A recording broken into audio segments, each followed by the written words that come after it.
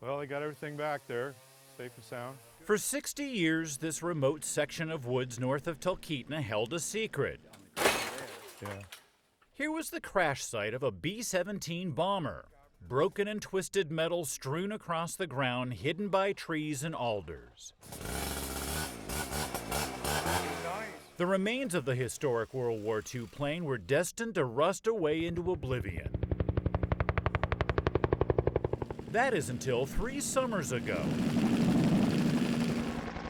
The reason we're all grinning because that's $30 a minute. That's when a group of volunteers from Alaska and Ohio, with a passion for restoring historic airplanes, gathered up what was left of the bomber. To them, this wreckage was newfound treasure. Can't put a price on some of this stuff.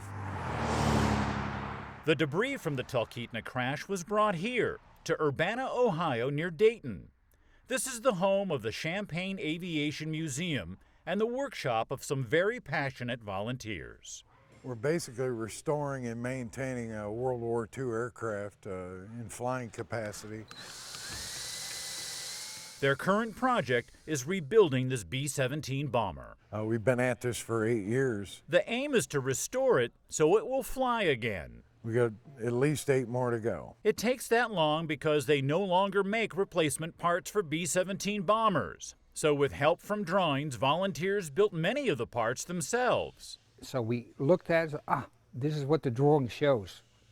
All the drawings we have, the 25,000 drawings, come from the Smithsonian, from Boeing at first, then to the Smithsonian, and then we got a copy of that, and we built per drawing. But what really helps the project is discoveries like the Talkeetna crash site.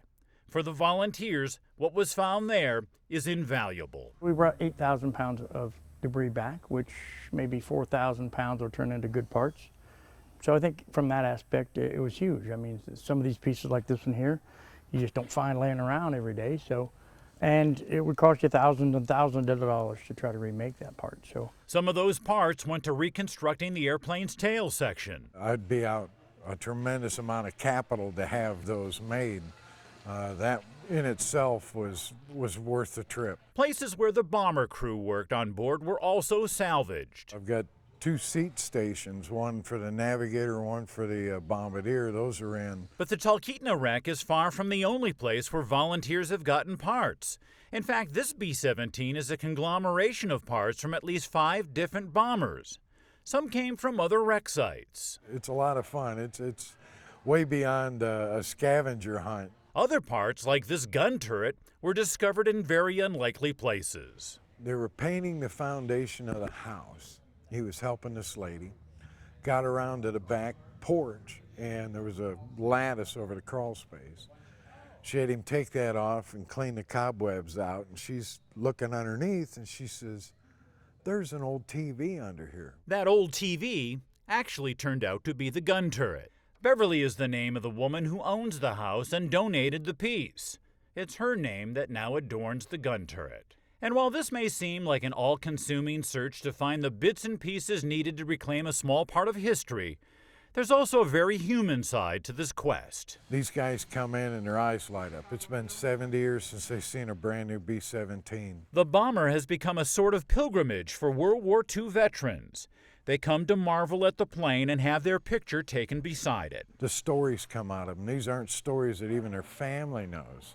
They'll talk about buddies they had or missions they flew, and we capture as much of that as we can.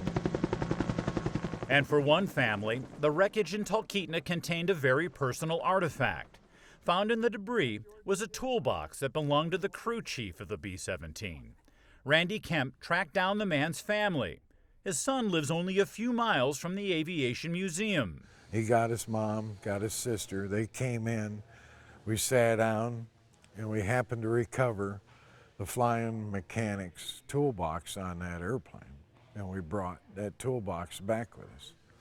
And we presented that as his dad's toolbox. So it's a small world. There was a time when the B-17 bomber ruled the skies. It played an important role in turning the tide of World War II. But like a giant prehistoric bird, the mighty bomber died off. But someday soon, Thanks to some dedicated and passionate volunteers, this B-17 will soar again. With photographer Mike Nederbrock, I'm Steve McDonald, Channel 2 News.